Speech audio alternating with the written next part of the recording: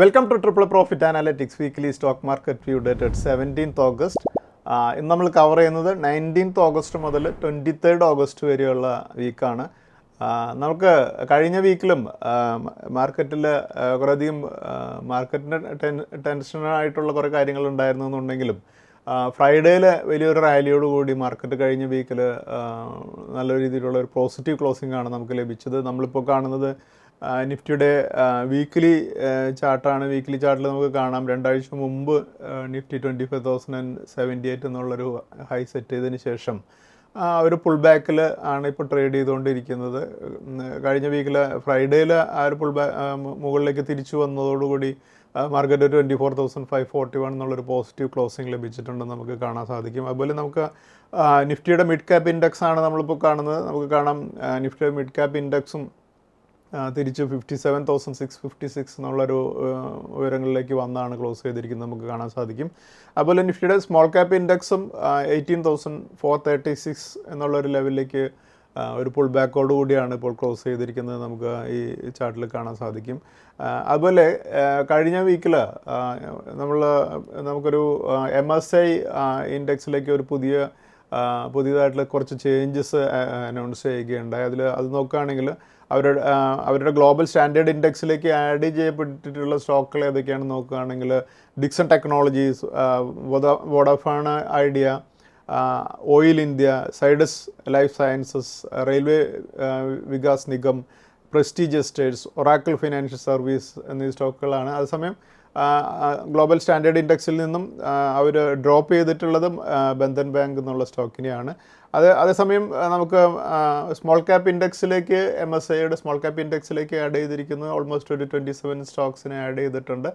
അതിൽ പ്രധാനപ്പെട്ട സ്റ്റോക്കുകൾ Bandhan bank, Go Digit General Insurance, protein, ഗവൺ ടെക്നോളജീസ്, അതുപോലെ Paras Defence and Space, Aditya Vision, അതുപോലെ അവിടെ നിന്ന് ഡ്രോപ്പ് ചെയ്തിട്ടുള്ള പ്രധാനപ്പെട്ട സ്റ്റോക്കുകൾ Dixon Technologies, Cochin Shipyard, IRDA, ഹഡ്കോ, നെറ്റ്വർക്ക് 89 മീഡിയ, അതുപോലെ ജയ്പ്രകാശ് അസോസിയേറ്റ്സ് എന്നീ സ്റ്റോക്കുകളാണ്. ഈ സ്റ്റോക്കുകൾ ഇൻക്ലൂഷൻസ് വന്നിട്ടുള്ള സ്റ്റോക്കുകളെല്ലാം ഒരു പോസിറ്റീവ് ട്രെൻഡ് കാണിക്കാനുള്ള സാധ്യതയുണ്ട്. കൂടുതൽ ഫോറിൻ ഫണ്ടിൻ്റെ ഇൻവെസ്റ്റ്മെൻറ്റ്സ് ഈ MSIയിലെ പുതിയ ഇൻഡെക്സുകളിലേക്ക് വന്നിട്ടുള്ള സ്റ്റോക്കുകളിൽ വരുന്നതുകൊണ്ട് തന്നെ ഈ സ്റ്റോക്കുകൾ നമുക്കൊരു ബൈയിങ് വരും ദിവസങ്ങളിൽ കാണാൻ സാധിക്കും. അതുകൊണ്ട് ഈ സ്റ്റോക്കുകൾ നമ്മുടെ വാച്ച് ലിസ്റ്റിൽ കീപ്പ് ചെയ്യേണ്ട സ്റ്റോക്കുകളാണ്. നമുക്ക് കുറേയധികം സ്റ്റോക്ക് മാർക്കറ്റിലേക്ക് പുതിയതായിട്ട് വരുന്ന പലർക്കും എങ്ങനെയാണ് സ്റ്റോക്ക് മാർക്കറ്റിൽ കോൺഫിഡൻസോടുകൂടി ഇൻവെസ്റ്റ്മെൻറ്റ് സ്റ്റാർട്ട് ചെയ്യേണ്ടത് എന്നുള്ള കാര്യം പലർക്കും അറിയാറില്ല. എസ്പെഷ്യലി ലേഡീസ് നമ്മുടെ അടുത്ത് ചോദിക്കാറുള്ള കാര്യമാണ് എങ്ങനെയാണ് സ്റ്റോക്ക് മാർക്കറ്റിൽ കോൺഫിഡൻസ് ബിൽഡ് ചെയ്യുക എന്നുള്ളൊരു കാര്യം പലരും ചോദിക്കുന്നൊരു കാര്യമാണ്. അപ്പോൾ ഞാൻ അവരോട് സജസ്റ്റ് ചെയ്യാറുള്ളൊരു കാര്യം, നേരിട്ട് ഇക്വിറ്റി മാർക്കറ്റിൽ ഇൻവെസ്റ്റ്മെൻറ്റ് തുടങ്ങാനായിട്ട് ഇതുപോലെയുള്ള ഭയമുള്ളവരെ സംബന്ധിച്ചിടത്തോളം അവർക്ക് മ്യൂച്വൽ ഫണ്ട് റൂട്ടിലൂടെ SIP റൂട്ടിലൂടെ ഇൻവെസ്റ്റ്മെൻറ്റ് സ്റ്റാർട്ട് ചെയ്യുകയും അപ്പോൾ അവിടെ ഫ്ലക്ച്വേഷൻസ്, നേരിട്ടുള്ള ഇക്വിറ്റിയുടെ ഫ്ലക്ച്വേഷൻസ് കാണാത്തതുകൊണ്ട് അതേസമയം SIP അടക്കുകയും മ്യൂച്വൽ ഫണ്ടിൻ്റെ പോർട്ട്ഫോളിയോയിൽ വരുന്ന ചേഞ്ച് മാത്രം കാണുകയും ചെയ്യുന്നതുകൊണ്ട് കുറച്ചധികം സമയം അവർക്ക് ഈ വൊളാറ്റിലിറ്റി അത്രയും സിവിയറായിട്ട് ഫീൽ ചെയ്യാതെ അവർക്ക് മുന്നോട്ട് പോകാൻ സാധിക്കുകയും ചെയ്യും. അതേസമയം എല്ലാ മാസവും കൃത്യമായിട്ടുള്ള കോൺട്രിബ്യൂഷൻസ് നടക്കുന്നതുകൊണ്ട് തന്നെ ഓവർ എ പീരിയഡ് ഒരു ക്യാപിറ്റൽ ബിൽഡ് ചെയ്ത് കഴിയുമ്പോൾ അതിൽ പ്രോഫിറ്റ് കൂടെ ആഡ് ചെയ്ത് വരുമ്പോൾ അവരുടെ പോർട്ട്ഫോളിയോ വലിയൊരു ഹ്യൂജ് എമൗണ്ടിലേക്ക് ഗ്രോ ചെയ്യുന്നത് കണ്ടു കഴിയുമ്പോഴാണ് അവർക്ക് സ്റ്റോക്ക് മാർക്കറ്റിൻ്റെ ഒരു ബെനിഫിറ്റ് കൃത്യമായിട്ട് മനസ്സിലാക്കുക. അപ്പോൾ ആ സമയത്തിനുള്ളിൽ തന്നെ മാർക്കറ്റിൻ്റെ കുറച്ചധികം ഫ്ലക്ച്വേഷൻസ് എന്ന് പറഞ്ഞാൽ ഇടയ്ക്കുള്ള ഈ കറക്ഷൻസും അതുപോലെ തന്നെ റാലികളൊക്കെ കണ്ടു കഴിയുമ്പോൾ ഇത് മാർക്കറ്റിൻ്റെ ഒരു പാർട്ട് ആൻഡ് പാർസലാണ് ഇതുപോലെയുള്ള കറക്ഷൻസും റാലികളും എന്നൊക്കെ നമ്മൾ മനസ്സിലാക്കി കഴിയുമ്പോൾ അവരെ സംബന്ധിച്ചിടത്തോളം ഇതിനെ പിന്നീടുള്ള സമയത്ത് കുറേ പേഷ്യൻസോട് കൂടിയൊക്കെ മാർക്കറ്റിൻ്റെ കറക്ഷൻ പീരീഡിൽ ഹോൾഡ് ചെയ്യാനായിട്ട് അവർ പഠിച്ചിട്ടുണ്ടായിരിക്കും. അപ്പോൾ ആദ്യം മാർക്കറ്റിനെ കുറിച്ച് വല്ലാതെ ഭയമുള്ളവരെ സംബന്ധിച്ചിടത്തോളം SIP റൂട്ടിലൂടെ മ്യൂച്വൽ ഫണ്ടിൽ ഇൻവെസ്റ്റ്മെൻറ്റ് തുടങ്ങിയതിന് ശേഷം മാർക്കറ്റിലേക്ക് വരിക എന്നുള്ളൊരു കാര്യമാണ് ഞാൻ പലപ്പോഴും സജസ്റ്റ് ചെയ്യാറുള്ളത്. ഇപ്പോൾ കഴിഞ്ഞ ദിവസം എനിക്കൊരു ലേഡി ക്ലയൻ്റ് ഉണ്ട്. അവർ കഴിഞ്ഞ ദിവസത്തിൽ അവർ മാർക്കറ്റിലേക്ക് ഇൻവെസ്റ്റ്മെൻറ്റിന് വരുന്നതിനെ കുറിച്ച് കുറേയധികം വറീഡായിരുന്നു. അവരുടെ പ്രധാനപ്പെട്ട ഒരു പ്രശ്നം എന്ന് പറഞ്ഞിട്ടുണ്ടെങ്കിൽ അവർ ബേസിക്കലി ബാംഗ്ലൂർ ആണ് സെറ്റിൽഡ് ആയിട്ടുള്ളത്.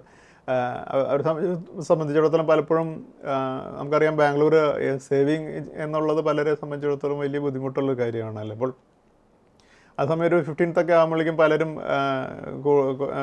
പലരും ബോറോയിങ്സിന് വരും. അങ്ങനെ കൊടുത്തതിന് ശേഷം പിന്നെ പൈസ തിരിച്ച് കിട്ടാതിരിക്കുക, അങ്ങനെയൊക്കെ വരുമ്പോൾ അവസാനം ഒരു സേവിങ്സിലേക്ക് വരുന്നില്ല എന്നുള്ളതായിരുന്നു അവരുടെ പ്രധാനപ്പെട്ട കംപ്ലയിൻറ്റ്. അപ്പോൾ ഞാൻ എങ്ങനെയാണ് സ്റ്റോക്ക് മാർക്കറ്റിലേക്ക് ഇൻവെസ്റ്റ്മെൻറ്റ് തുടങ്ങുക എന്നുള്ളൊരു കാര്യമായിരുന്നു അവരെൻ്റെ അടുത്ത് ചോദിച്ചത്. അപ്പോൾ ഞാൻ പറഞ്ഞു, ആദ്യം SIP റൂട്ടിലൂടെ സ്റ്റാർട്ട് ചെയ്യുക, അതിനുശേഷം അതിൻ്റെ ആ ഒരു വോളാറ്റിലിറ്റി മനസ്സിലാക്കിയതിന് ശേഷം സ്റ്റോക്ക് മാർക്കറ്റിലേക്ക് ഇൻവെസ്റ്റ് ചെയ്ത് തുടങ്ങിയാൽ മതി എന്നുള്ളൊരു കാര്യം ഞാൻ അവരോട് പറഞ്ഞു കഴിഞ്ഞപ്പോൾ അവർ ഒരു 4 കൊല്ലം മുമ്പാണ് സംഭവം ഉണ്ടാകുന്നത്. അതിനുശേഷം അവർ ഇൻവെസ്റ്റ്മെൻറ്റ് നടത്തിയിട്ട് എനിക്ക് ഇന്നലെ അവരുടെ പോർട്ട്ഫോളിയോ എനിക്ക് അയച്ചു തരികയുണ്ട്. അപ്പോൾ ആ പോർട്ട്ഫോളിയോ ആണ് നമ്മളിപ്പോൾ കാണുന്നത്. നമുക്ക് കാണാൻ സാധിക്കും അവരുടെ ഇൻവെസ്റ്റ്മെൻറ്റ് 21,54,948 ആണ്. ഒരു 25,000 ആണ് SIP ആയിട്ട് മന്ത്ലി ഇൻവെസ്റ്റ്മെൻറ്റ് നടത്തിക്കൊണ്ടിരിക്കുന്നത്. അതിന് 21,54,000 ഇൻവെസ്റ്റ് ചെയ്ത് കഴിഞ്ഞപ്പോൾ അതിലേക്ക് പ്രോഫിറ്റായിട്ട് 17,73,920 കൂടെ ആഡ് ചെയ്ത് വന്നു. അങ്ങനെ ഇപ്പോൾ അവരുടെ കറണ്ട് വാല്യൂ 39,28,868 എന്നുള്ളൊരു എമൗണ്ട് ഉണ്ട്. അതായത് ഓൾമോസ്റ്റ് 40 lakhs എമൗണ്ടിലേക്ക് പോർട്ട്ഫോളിയോ, മ്യൂച്വൽ ഫണ്ടിൻ്റെ പോർട്ട്ഫോളിയോ ആണ് അത് ഗ്രോ ചെയ്തിരിക്കുന്നത് നമുക്ക് കാണാൻ സാധിക്കുമല്ലോ. അപ്പോൾ ഇത് അവർ പറയുന്ന ഏറ്റവും ഇമ്പോർട്ടൻ്റ് ആയിട്ടുള്ള പോയിൻ്റ്, അന്ന് SIP എന്നുള്ളൊരു കാര്യം തുടങ്ങിയില്ലായിരുന്നു എന്നുണ്ടെങ്കിൽ ഇപ്പോൾ ഈ ഒരു എമൗണ്ട് തന്നെ കയ്യിലുണ്ടാകില്ലായിരുന്നു. അപ്പോൾ നമുക്ക് കാണാം 21 lakhs ഇൻവെസ്റ്റ് ചെയ്ത ക്യാപിറ്റൽ തന്നെ ഒരിക്കലും അവരുടെ കയ്യിലുണ്ടാകില്ലായിരുന്നു. കാരണം പല കാര്യങ്ങൾക്കായിട്ട് സ്പെൻഡ് ചെയ്ത് പോകും. അതോടൊപ്പം ഇതുപോലെ തന്നെ ഓൾമോസ്റ്റ് ആ സിമിലർ എമൗണ്ട് പ്രോഫിറ്റായിട്ട് ഇവിടെ ആഡ് ചെയ്ത് കഴിഞ്ഞപ്പോൾ ഒരു 39 lakhs ഒരു ഹ്യൂജ് ക്യാപിറ്റൽ ബിൽഡ് ചെയ്യാൻ സാധിച്ചു അല്ലേ. അപ്പോൾ ആദ്യം ഇവർക്ക് ഒരു വർഷം കഴിഞ്ഞപ്പോഴേക്കും സ്റ്റോക്ക് മാർക്കറ്റിൽ നിന്നുള്ള പ്രോഫിറ്റിൻ്റെ അല്ലെങ്കിൽ മ്യൂച്വൽ ഫണ്ടിൽ നിന്നുള്ള പ്രോഫിറ്റ് ലഭിക്കുന്നതിൻ്റെ മെത്തേഡ് കൃത്യമായിട്ട് മനസ്സിലാക്കിയപ്പോൾ അവർ ഇക്വിറ്റി മാർക്കറ്റിലും ഇൻവെസ്റ്റ്മെൻറ്റ് സ്റ്റാർട്ട് ചെയ്യുകയും അതിനുശേഷം ഞങ്ങളുടെ ഡയമണ്ട് പിക്കെല്ലാം സബ്സ്ക്രൈബ് ചെയ്ത് അതിൽ ഇൻവെസ്റ്റ് ചെയ്യുകയും ചെയ്ത് നല്ല രീതിയിൽ പ്രോഫിറ്റ് നേടി. ഇപ്പോൾ ഇതിലും ഈ പോർട്ട്ഫോളിയോക്കാളും വലിയ പോർട്ട്ഫോളിയോ അവർക്ക് ഇക്വിറ്റിയിലും ബിൽഡ് ചെയ്യാനായിട്ട് സാധിച്ചു. അപ്പോൾ ആദ്യം ആ കോൺഫിഡൻസ് ഇക്വിറ്റിയിൽ നേരിട്ട് വരുമ്പോൾ ഭയമുള്ളവരെ സംബന്ധിച്ചിടത്തോളം ആദ്യം ഒന്ന് SIP റൂട്ടിലൂടെ എൻ്റർ ചെയ്യുക, അതിനുശേഷം ഇക്വിറ്റി മാർക്കറ്റിലേക്ക് സ്ട്രൈറ്റ് ആയിട്ടുള്ള ഇൻവെസ്റ്റ്മെൻറ്റ് നടത്തുക എന്നുള്ളതായിരിക്കും നമ്മൾ ചെയ്യേണ്ട ഒരു കാര്യം. അതുപോലെ മറ്റൊരു എൻ്റെ ഒരു NRI ആയിട്ടുള്ള ക്ലാസ്മേറ്റ് ആയിരുന്നു. അദ്ദേഹത്തിനും ഇതേപോലെ തന്നെ ഇൻവെസ്റ്റ്മെൻറ്റിലേക്ക് വരുന്നതിന് സ്റ്റോക്ക് മാർക്കറ്റിൽ ഇൻവെസ്റ്റ്മെൻറ്റിനെ കുറിച്ച് കുറേയധികം ഭയം ഉണ്ടായിരുന്നുകൊണ്ട് തന്നെ ഞാൻ ആദ്യം SIP റൂട്ടിലൂടെ ആണ് എൻ്റർ ചെയ്യാനായിട്ട് അദ്ദേഹത്തോടും ഇൻവെസ്റ്റ്മെൻറ്റ് പറഞ്ഞിരുന്നത്. അദ്ദേഹത്തിൻ്റെ പോർട്ട്ഫോളിയോ ആണ് നമ്മളിപ്പോൾ കാണുന്നത്. അദ്ദേഹത്തിൻ്റെ പോർട്ട്ഫോളിയോ ഓൾമോസ്റ്റ് അദ്ദേഹം ഇൻവെസ്റ്റഡ് വാല്യൂ 14,34,991 ആണ്. പ്രോഫിറ്റ് ഇപ്പോൾ ഉള്ളത് 21,47,095 എന്നുള്ള പ്രോഫിറ്റും അതോടൊപ്പം current value investment total value 35,82,086 എന്നുള്ളതാണ്. അദ്ദേഹം ഇപ്പോൾ ശരിക്കും വണ്ടർ ചെയ്യുന്നത് എങ്ങനെയാണ് ഇത് 35,82,000 എത്തിയത് എന്നുള്ളതാണ്. അപ്പോൾ മന്ത്ലി അദ്ദേഹം ഇൻവെസ്റ്റ് ചെയ്യുന്നത് 5,000 rupees മന്ത്ലി അദ്ദേഹം SIP ആയിട്ട് ഇൻവെസ്റ്റ് ചെയ്തുകൊണ്ടിരിക്കുന്നത്. അതിനിടയിൽ അദ്ദേഹം ഒരു പ്രാവശ്യം കുറച്ചൊരു ലംസം എമൗണ്ട് കൂടെ ആഡ് ചെയ്തിട്ടുണ്ടായിരുന്നു. അപ്പോൾ ഇതുപോലെയുള്ള അനുഭവങ്ങൾ പലർക്കും ഉണ്ടായിരിക്കും അല്ലേ. അപ്പോൾ എൻ്റെ മറ്റൊരു നൈബറുടെ ഒരു അനുഭവം കൂടി ഞാൻ ഷെയർ ചെയ്യാം. അദ്ദേഹം ഇതുപോലെ തന്നെ സ്റ്റോക്ക് മാർക്കറ്റിലേക്ക് എൻ്റർ ചെയ്യാൻ വന്നപ്പോൾ ഞാൻ ആദ്യം അദ്ദേഹത്തോട് സജസ്റ്റ് ചെയ്ത SIP റൂട്ടിലൂടെയാണ്. അദ്ദേഹത്തിൻ്റെ കഴിഞ്ഞ ദിവസത്തെ പോർട്ട്ഫോളിയോ അദ്ദേഹം തന്നിരിക്കുന്നത് നമുക്ക് കാണാം. ഇൻവെസ്റ്റ്മെൻറ്റ് 9,64,000 ഇൻവെസ്റ്റ് ചെയ്തപ്പോൾ പ്രോഫിറ്റായിട്ട് 11,81,111 എന്നുള്ള എമൗണ്ട് ആഡ് ചെയ്ത് വന്നപ്പോൾ അദ്ദേഹത്തിൻ്റെ ഇൻവെസ്റ്റ്മെൻറ്റ് വാല്യൂ ഇപ്പോൾ 21,45,111 എന്നുള്ള എമൗണ്ടിലേക്ക് വന്നിട്ടുള്ളത് നമുക്ക് കാണാൻ സാധിക്കും. അപ്പോൾ ഇതുപോലെ നമ്മളൊരു ചെറിയ എമൗണ്ട് ആണെന്നുണ്ടെങ്കിലും SIP ആയിട്ട് ബിൽഡ് ചെയ്തൊരു ക്യാപിറ്റൽ ബിൽഡ് ചെയ്യാനായിട്ട് നമുക്ക് സാധിക്കുന്നു എന്നുള്ളതും ഈ ഒരു ക്യാപിറ്റൽ ബിൽഡ് ചെയ്യുന്നതിനോടൊപ്പം തന്നെ മറ്റൊരു പ്രധാനപ്പെട്ട കാര്യം നമ്മൾ ആ സ്റ്റോക്ക് മാർക്കറ്റിനോടുള്ള കോൺഫിഡൻസ് കൂടെ ബിൽഡ് ആകുന്നു എന്നുള്ളതാണ് വളരെ ഇമ്പോർട്ടൻ്റ് ആയിട്ടുള്ള കാര്യം.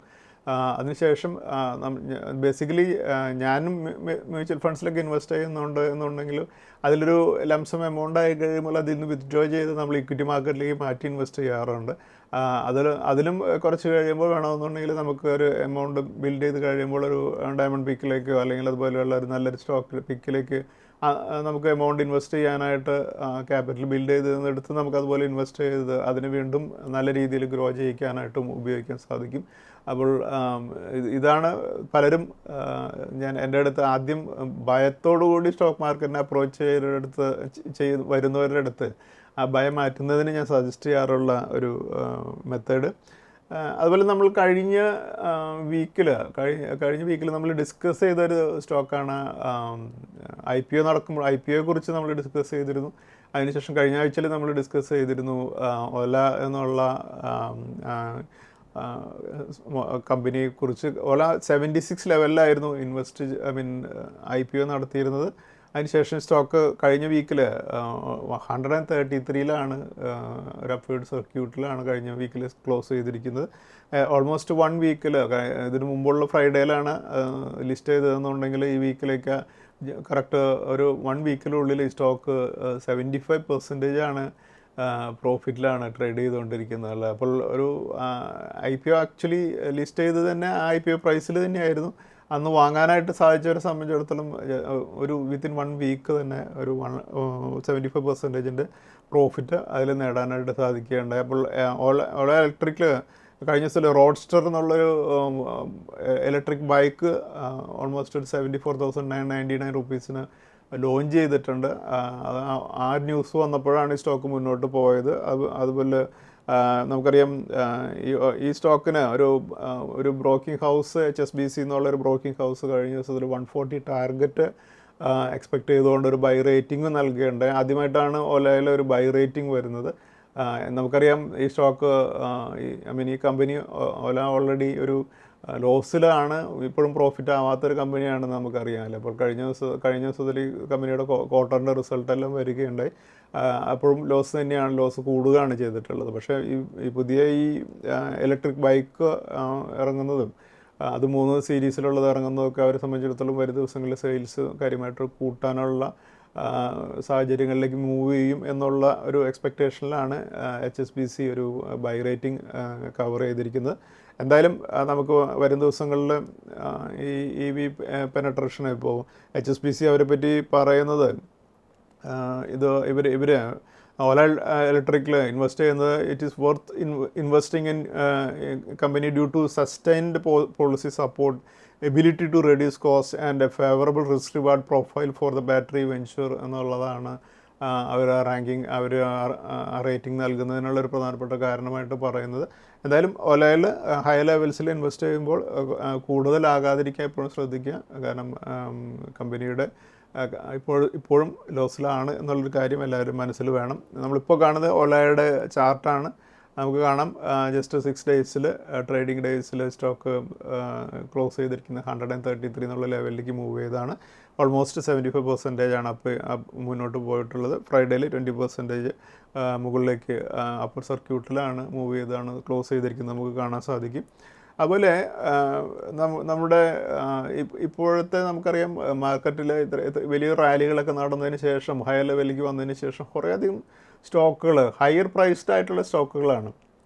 പക്ഷേ പല സ്റ്റോക്കുകളും 2000 മുകളിലൊക്കെ ഉള്ള സ്റ്റോക്കുകളാണെങ്കിലും ആ സ്റ്റോക്കുകൾ ഇപ്പോഴും വീണ്ടും അപ്വേർഡ് മൂവ് ചെയ്യുന്നത് നമ്മൾ കാണാൻ സാധിക്കുന്നില്ല. അപ്പോൾ അതുപോലെ ഇനിയും മുകളിലേക്ക് മൂവ് ചെയ്യാൻ പൊട്ടൻഷ്യലുള്ള സ്റ്റോക്കുകൾ നമുക്കൊന്ന് നോക്കാം. ഈ സ്റ്റോക്കുകളിൽ ഒരു സ്റ്റോക്കാണ് സെൻട്രൽ ഡെപ്പോസിറ്ററി സർവീസസ് എന്നുള്ള CDSL എന്നുള്ള സ്റ്റോക്ക്. ഈ സ്റ്റോക്ക് കഴിഞ്ഞ ഫ്രൈഡേയിൽ ഒരു 8.89% ഉയർന്നാണ് ക്ലോസ് ചെയ്തിരിക്കുന്നത്. ഈ കൂടുതൽ പേര് സ്റ്റോക്ക് മാർക്കറ്റിലേക്ക് ഇൻവെസ്റ്റ്മെൻറ്റ് വരുന്നത് പ്രത്യേകിച്ചും ഡെപ്പോസിറ്ററി സർവീസിന് കൂടുതൽ ഡിമാൻഡ് വരാനായിട്ട് കാരണമാകുന്നുണ്ട്. അതുകൊണ്ട് തന്നെ ഈ കമ്പനിയുടെ ഇൻകത്തിലും കാര്യമായിട്ടുള്ള ഇൻക്രീസ് ഉണ്ടെന്ന് നമുക്ക് മനസ്സിലാക്കാൻ സാധിക്കും. അതുകൊണ്ട് തന്നെ CDSL കഴിഞ്ഞ ദിവസത്തിൽ 2812 എന്നുള്ളൊരു ഹൈ ആണ് സെറ്റ് ചെയ്തിരുന്നത്. നമുക്കിനിയും ഈ കമ്പനി വീണ്ടും മുന്നോട്ട് പോകും എന്നുള്ള എക്സ്പെക്റ്റേഷനിൽ വീണ്ടും നമുക്ക് ഈ സ്റ്റോക്ക് ഓൾറെഡി ഉള്ളവരെ സംബന്ധിച്ചിടത്തോളം ഹോൾഡ് ചെയ്യാം, അല്ലെങ്കിൽ വീണ്ടും പർച്ചേസ് ചെയ്യാനായിട്ട് കൺസിഡർ ചെയ്യാവുന്ന ഒരു സ്റ്റോക്ക് കൂടിയാണ് CDSL. അതുപോലെ മറ്റൊരു കമ്പനി ആണ് ഗ്രാവിറ്റ എന്നുള്ള കമ്പനി. അത് അതർ നോൺ ഫെറസ് മെറ്റൽസ് എന്നുള്ള ഇൻഡസ്ട്രി കാറ്റഗറിയിൽ വരുന്ന കമ്പനിയാണ് ഗ്രാവിറ്റ ആദ്യം കോൺസെൻട്രേറ്റ് ചെയ്യുന്നത് റീസൈക്കിൾ ചെയ്യുന്ന അതുപോലെ തന്നെ റിന്യൂ ചെയ്യുന്ന ബിസിനസ്സിലാണ്. ഗ്രാവിറ്റയുടെ ചാർട്ടാണ് നമ്മളിപ്പോൾ കാണുന്നത്. കഴിഞ്ഞ വീക്കിലും ഗ്രാവിറ്റ വലിയ റാലി നടത്തി. ഈവൻ ഫ്രൈഡേയിൽ പോലും 13.96% ഉയർന്നാണ് ഗ്രാവിറ്റ ട്രേഡ് ചെയ്തിരുന്നത്. കഴിഞ്ഞ ഫ്രൈഡേയിലായിരുന്നു ഒരു ലൈഫ് ടൈം ഹൈ ആയിട്ടുള്ള 2311 ടെസ്റ്റ് ചെയ്തത്. എന്തായാലും ഗ്രാവിറ്റയുടെ ഈ ഒരു റാലി വരും ദിവസങ്ങളിലും കണ്ടിന്യൂ ചെയ്യുമെന്ന് തന്നെയാണ് ഞാൻ എക്സ്പെക്റ്റ് ചെയ്യുന്നത്. ഗ്രാവിറ്റ കഴിഞ്ഞ 3 ഇയേഴ്സിനുള്ളിൽ വലിയ റാലിയാണ് നടത്തിയിട്ടുള്ളത്. നമുക്ക് ഗ്രാവിറ്റയുടെ കഴിഞ്ഞ ഒരു മന്ത്ലി ചാർട്ട് എടുത്ത് നോക്കുകയാണെങ്കിൽ നമ്മളിപ്പോൾ കാണുന്നത് ഗ്രാവിറ്റയുടെ മന്ത്ലി ചാർട്ടാണ്. നമുക്ക് കാണാം Gravita April 21 പീരീഡിൽ ₹100 മാത്രം ട്രേഡ് ചെയ്തിരുന്ന സ്റ്റോക്കായിരുന്നു ഗ്രാവിറ്റ എന്നുള്ളത്. ആ സ്റ്റോക്കാണ് ഇപ്പോൾ 2311 എന്നുള്ള ലെവലിലേക്ക് വന്നിട്ടുള്ളത്. അതായത് കഴിഞ്ഞ 3 വർഷം കൊണ്ട് ഈ സ്റ്റോക്ക് 2211% ആണ് റാലി നടത്തിയിരിക്കുന്നത്.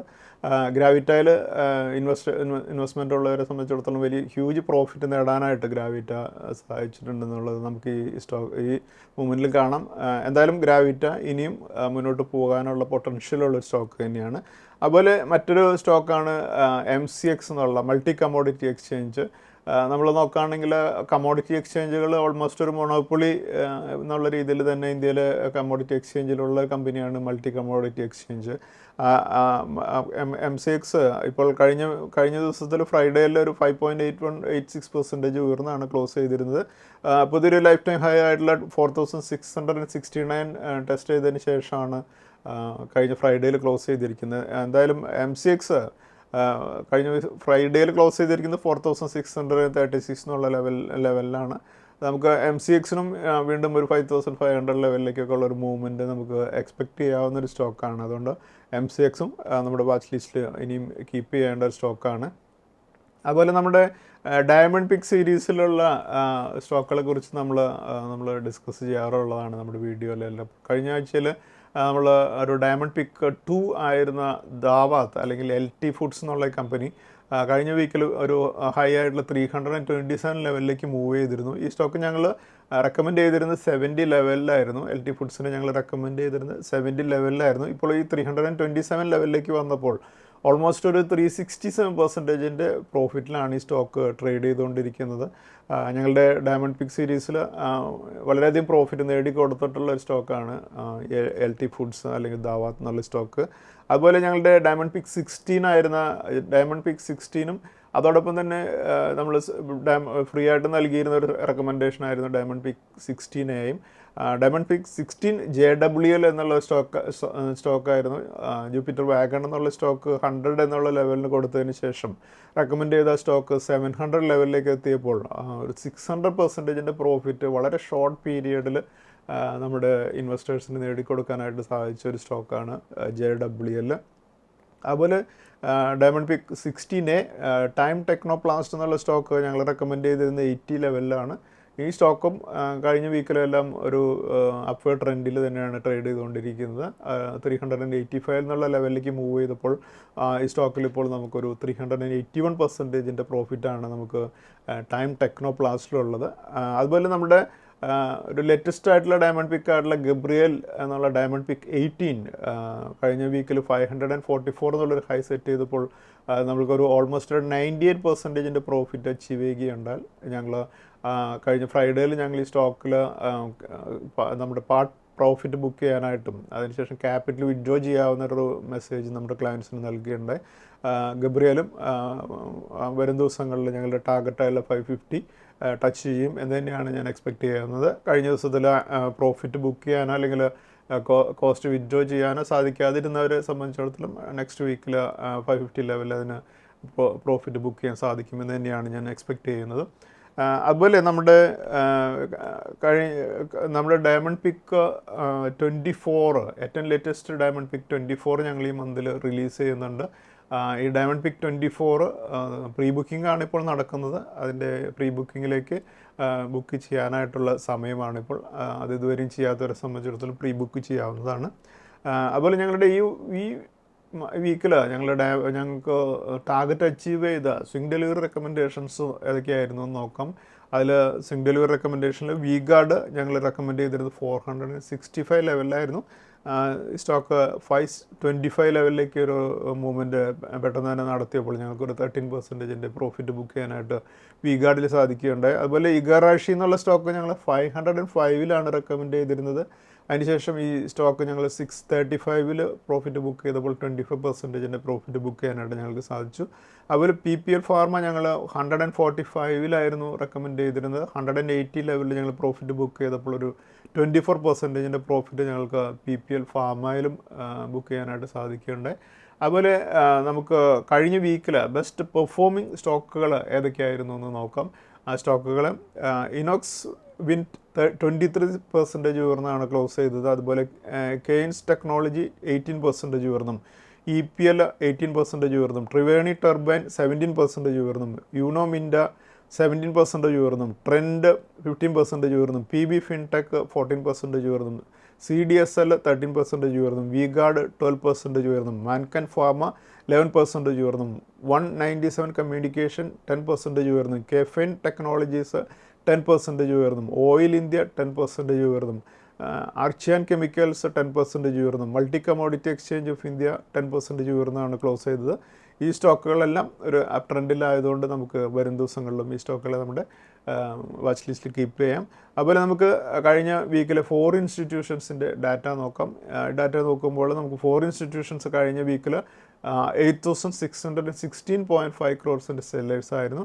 അതേസമയം ഡൊമസ്റ്റിക് ഇൻസ്റ്റിറ്റ്യൂഷൻസ് 10,560.1 ക്രോറിൻ്റെ ബയേഴ്സും ആയിരുന്നു. അടുത്തായി നമുക്കിനി നിഫ്റ്റിയുടെ അനാലിസിസിലേക്ക് കടക്കാം. നമ്മളിപ്പോൾ കാണുന്നത് നിഫ്റ്റിയുടെ കഴിഞ്ഞ വീക്കിലെ ട്രേഡിംഗ് പാറ്റേൺ ആണ്. നിഫ്റ്റി 9th ഓഗസ്റ്റിന് ക്ലോസ് ചെയ്തിരുന്നത് 24,367 12th ഓഗസ്റ്റിന് നിഫ്റ്റി 20 പോയിൻ്റ് താഴ്ന്നാണ് ക്ലോസ് ചെയ്തിരുന്നത്. 13th ഓഗസ്റ്റിന് 208 പോയിൻറ്റ്സ് താഴ്ന്നാണ് നിഫ്റ്റി ക്ലോസ് ചെയ്തത്. 14th ഓഗസ്റ്റിന് 4 പോയിൻറ്റ്സ് മാത്രം ഉയർന്നാണ് നിഫ്റ്റി ക്ലോസ് ചെയ്തത്. അതിനുശേഷം 15th ഹോളിഡേ കഴിഞ്ഞ് 16th ഓഗസ്റ്റിന് പക്ഷേ നിഫ്റ്റി വലിയൊരു ഹ്യൂജ് റാലിയോട് കൂടി 397 പോയിൻറ്റ്സ് ഉയർന്ന് 177 പോയിൻറ്റ്സിൻ്റെ വീക്കിലി ഒരു അപ്വേർഡ് ക്ലോസിംഗ് ആണ് നമുക്ക് ലഭിച്ചത്. അതുപോലെ നമുക്കിപ്പോൾ കാണാം നിഫ്റ്റിയുടെ മന്ത്ലി ചാർട്ടിൽ ഓഗസ്റ്റ് മന്തിൽ നിഫ്റ്റി 410 പോയിൻറ്റ്സ് താഴ്ന്നാണ് ട്രേഡ് ചെയ്തുകൊണ്ടിരിക്കുന്നത് നമുക്ക് കാണാൻ സാധിക്കും. അതുപോലെ നിഫ്റ്റിയുടെ വീക്കിലി ചാർട്ടിൽ പ്രധാനപ്പെട്ട DMAs മാർക്ക് ചെയ്തിരിക്കുന്നത് നമുക്ക് നോക്കാം. നിഫ്റ്റിയുടെ 200 DMA വരുന്നത് 22,223 100 DMA വരുന്നത് 23,264 50 DMA വരുന്നത് 24,107 അതുപോലെ 20 DMA വരുന്നത് 24,477 അതുപോലെ നിഫ്റ്റിയുടെ ഡെയിലി ചാർട്ടിൽ പിവറ്റ് പോയിൻ്റ് ആയിട്ട് വരുന്നത് 24,401 അതിന് മുകളിൽ റെസിസ്റ്റൻസ് ലെവലായിട്ട് വരുന്നത് 24,703 25,167 25,664 26,329 എന്നീ ലെവൽസാണ്. അതേസമയം പിവറ്റ് പോയിൻ്റായ 24,401 താഴെ സപ്പോർട്ടുകളായിരിക്കും 24,239 23,775 23,650 23,308 22,121 എന്നീ ലെവൽസ് ആയിരിക്കും. അതുപോലെ നിഫ്റ്റിയുടെ നെക്സ്റ്റ് വീക്കിലെ ഒരു ട്രേഡിംഗ് റേഞ്ച് ഫിക്സ് ചെയ്യുമ്പോൾ അപ്പർ റേഞ്ച് 24,167 ലോവർ റേഞ്ച് 23,650 ആയിരിക്കും. പിവറ്റ് പോയിൻ്റ് ആയിട്ട് നിൽക്കുക 24,401 ആയിരിക്കും. നെക്സ്റ്റ് നമുക്ക് അടുത്ത ആഴ്ചയിലെ ഇൻവെസ്റ്റ്മെൻറ്റ് സ്ട്രാറ്റജീസിലേക്ക് കടക്കാം. നമ്മുടെ ഈ വീക്കിലെ സ്റ്റോക്ക് ഓഫ് ദി വീക്കായിട്ട് നമ്മൾ ഡിസ്കസ് ചെയ്യുന്നത് അരവിന്ദാണ്. അരവിന്ദ് കഴിഞ്ഞ വീക്കിൽ ക്ലോസ് ചെയ്തിരിക്കുന്നത് 400 ലെവലിലാണ്. 400 ലെവലിൽ നിന്നും ഈ സ്റ്റോക്കിന് ഒരു അപ്വേർഡ് മൂവ്മെൻറ്റ് ലഭിക്കുകയാണെങ്കിൽ അടുത്ത റെസിസ്റ്റൻസ് 440 ആണ്. അതുകൊണ്ട് നമ്മുടെ ഈ വീക്കിലെ സ്റ്റോക്ക് ഓഫ് ദി വീക്ക് അരവിന്ദാണ്. അതുപോലെ നമുക്ക് നമ്മുടെ ഈ വീക്കിലെ ട്രിപ്പിൾ ടെക്നിക്കൽ പിക്ക് അനന്തരാജ് ആണ്. അനന്തരാജ് കഴിഞ്ഞ വീക്കിൽ ക്ലോസ് ചെയ്തിരിക്കുന്നത് 586 ലെവലിലാണ്. ഈ ലെവലിന് മുകളിലേക്ക് അനന്തരാജ് മൂവ് ചെയ്യുകയാണെങ്കിൽ അടുത്ത റെസിസ്റ്റൻസ് 645 ആണ്. അതുകൊണ്ട് നമ്മുടെ ട്രിപ്പിൾ ടെക്നിക്കൽ പിക്ക് അനന്തരാജാണ്. അതുപോലെ ഈ വീക്കിലെ സ്റ്റോക്സ് വിത്ത് ടെക്നിക്കൽ ബ്രേക്ക്ഔട്ട് ഏതൊക്കെയാണെന്ന് നോക്കാം. ഈ സ്റ്റോക്കുകളിൽ Inox Wind, Sharda Energy, Olectra, LT Foods, അതുപോലെ തന്നെ സുപ്രജിത്ത് എന്നീ സ്റ്റോക്കുകളാണ്. ഈ സ്റ്റോക്കുകളും ഒരു അപ്വേർഡ് ഡയറക്ഷൻ ഉള്ളതുകൊണ്ട് തന്നെ അടുത്ത ആഴ്ചയിൽ നമുക്ക് സ്റ്റോക്കുകൾ നമ്മുടെ വാച്ച് ലിസ്റ്റിൽ കീപ്പ് ചെയ്യാം. Thank you. സെബി നൽകുന്ന രജിസ്ട്രേഷനും നിസം സർട്ടിഫിക്കേഷനും റിസർച്ച് അനലിസ്റ്റിൻ്റെ പ്രകടനത്തിന് ഒരു ഉറപ്പും നൽകുന്നില്ല. സെക്യൂരിറ്റീസ് മാർക്കറ്റുകളിലെ നിക്ഷേപം നഷ്ടസാധ്യതകൾക്ക് വിധേയമാണ്. നിക്ഷേപിക്കുന്നതിന് മുമ്പ് ബന്ധപ്പെട്ട എല്ലാ രേഖകളും ശ്രദ്ധാപൂർവം വായിക്കുക. ഇന്ന് ഉദ്ധരിച്ച സെക്യൂരിറ്റികൾ ഉദാഹരണങ്ങൾ മാത്രമാണ്, റെക്കമെൻഡേഷൻസ് അല്ല.